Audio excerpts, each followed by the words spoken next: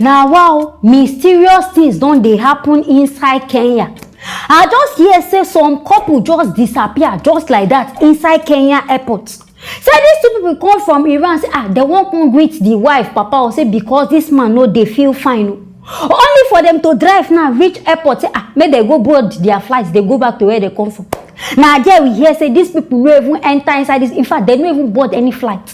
All of a sudden, they don't see these people again. My viewers, I beg, make now follow me watch. There was nothing unordinary about the trip that 30-year-old Stella Waithera and her husband, 34-year-old Mohammed Golabi, were to make this past Friday. After a happy-filled stay in the country from the 19th of September, the couple were content after visiting Susan's father, who had been ill. 10 p.m. I called Stella and told her, since we shall not meet again when they are here, they go well, and may the Almighty God guide them. Except when the couple were dropped off at the airport to return to Iran where they both live, they never boarded their flight. Their phones were switched off and their location is unknown.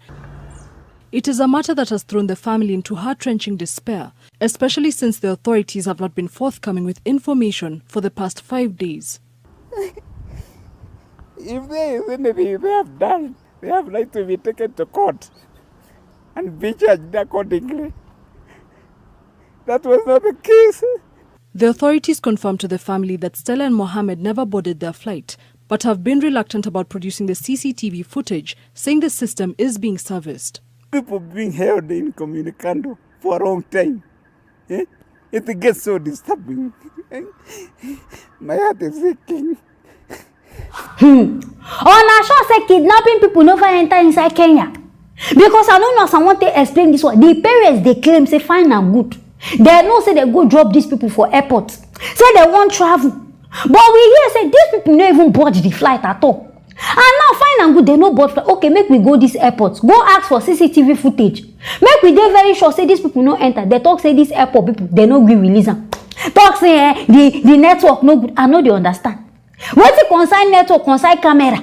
Say the thing no dey work. Why be say now when be say person disappear, on a con no say the thing no dey work. Say the thing get some kind fault.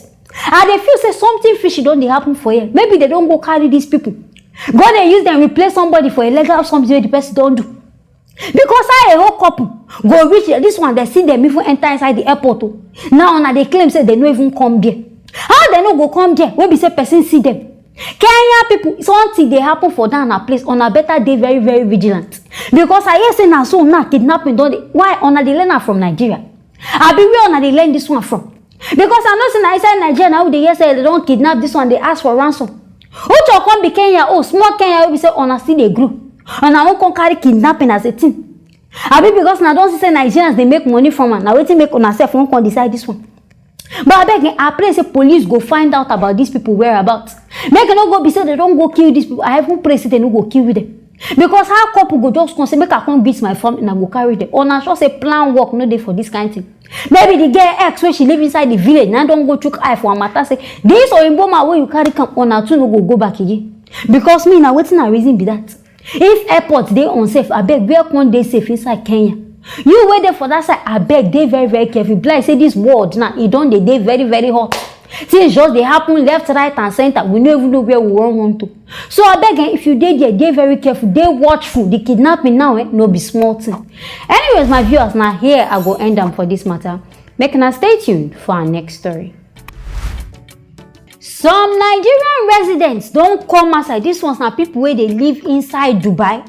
They don't come outside now. They beg Dubai government to say make they find something to do about the work restrictions where they give Nigerians. And I know say sometime back these people come outside talk say if you be Nigerian where you know say you won't come Dubai come work, come with your work permit. Now waiting these people talk. Now I hear say inside Dubai most of the Nigerians where they don't lose their job. In fact they don't get work where they do again. Because as it be, everything don't spoil for them. My people beg, join me watch. Toby is the latest victim of an ongoing diplomatic impasse between Nigeria and the UAE. For him, an over 1.5 million naira job offer has just been withdrawn. The last work I was doing was a very low salary work. So I got a new job, which is a very high end in salary and a lot of benefit, which is a career changing work. this situation, I was not able to get the work permit. UAE authorities continue to restrict Nigerian nationals from obtaining work permits. A direct flight ban, which began in March, remains unresolved. The story is they have a protocol that discriminates against Nigeria, and it was specifically targeted at Nigeria. And we said no. But the Nigerian government remains resolute in its demand for due respect. Now wow. So now this amount of Nigerians now they suffer for there and now still tanda for there. Say over 500 people. Now they will be say they don't even lost their work because say wait they be Nigerian and they need work permit. I beg why be say this name Nigeria you always carry bad luck. If you enter any country, you must not say this Nigeria of a thing. Now bad name. Now as they complain, okay, this one work permit. And I know what our government gonna talk. Say now because of say wait because of the flight ban. I beg on they listen to on English at all. What to concern flight ban and work permit?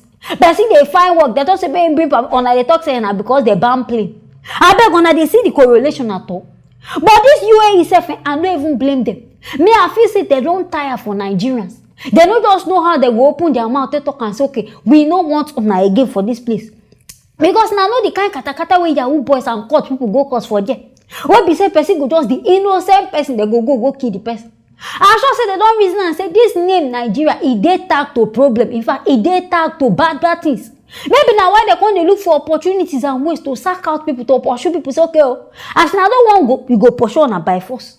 Because me, I don't reason, I no go blame them. Now our Nigerian people, now I go blame. Our attitude, now I go blame. They go carry you, say, okay, go Dubai, go work. You go there, go there, misbehave. All this one, join, I make most of all these foreign countries now. They don't even want to accept Nigerians.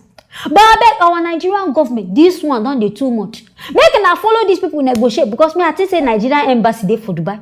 So I beg why be say since that time in never doing this one don't dey reach 5 months. These people never find anything do about this matter. They say they talk say they negotiate. I beg. Now talk of life now they talk.